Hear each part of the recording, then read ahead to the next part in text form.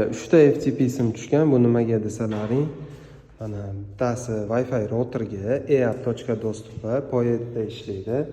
Bittasi prямой televizorga, bu alohida VLANda, bu alohida VLAN bir-biriga trafigi tegib ketmaydi va uchinchisi NVRdagi kameralar kuzatib turish uchun bu ham alohida VLANda bo'ladi. 3 ta podsetkaga 3 ta alohida sim tashlangan.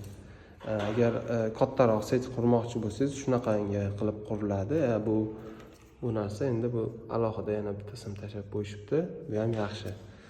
Mabodo atak mana shu 3 ta sim, shu uchovsi alohidadan podsetkada ishlaydi. Shunda internetingiz sifatli va shu qotmasdan ishlaydigan bo'ladi.